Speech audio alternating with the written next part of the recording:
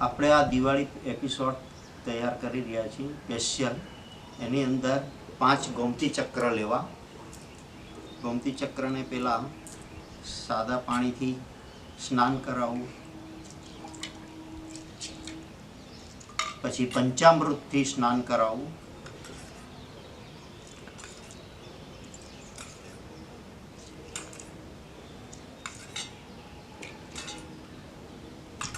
પછી સાદું પાણી અને પછી ગંગાજળ. પછી ગંગાજળથી સ્નાન કરાવું, શુદ્ધ કરવાના.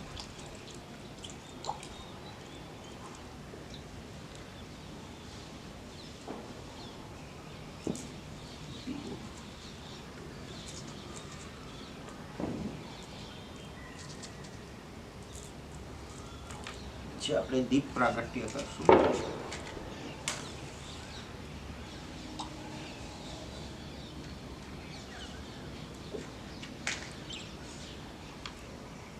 આપણે એક વાસણ લઈશું, એમાં આસન આપશું અને પછી એની ઉપર ગોમતી ચક્ર રાખશું.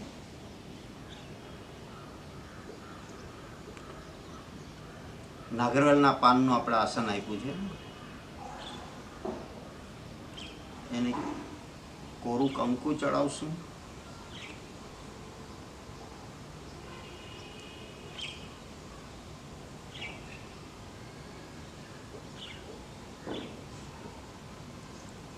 અને ગુલાબનું ફૂલ કે કોઈ પણ લાલ ફૂલ તમે ચડાવો અને અર્પણ કરો. હે લક્ષ્મી માતાજી, તમે મારી ઘેર કાયમ માટે પધારજો એવી પ્રાર્થના કરવાની. અને આપણે એને સ્વીટનો પ્રસાદ ધરાવશું.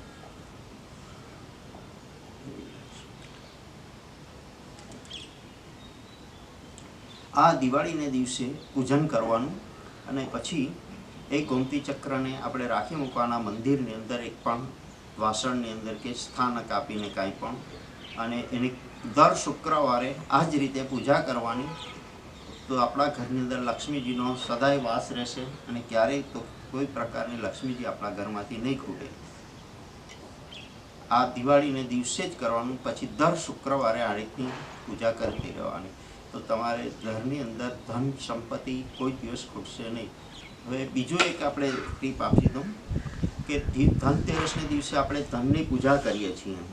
ધનની પૂજા કર્યા પછી આપણે જ્યારે ધન રાખીએ છીએ ત્યારે ધન છે, આપણો દાગીના છે, તો એની અંદર આ નાગકેસર, થોડા નાગકેસર અને એક હળદરનો ગાંઠિયો, સૂકી હળદર, એ આપણે ધનની અંદર રાખી દેવાનું. આપણે તિજોરીમાં કે જ્યાં રાખતા હોય ત્યાં.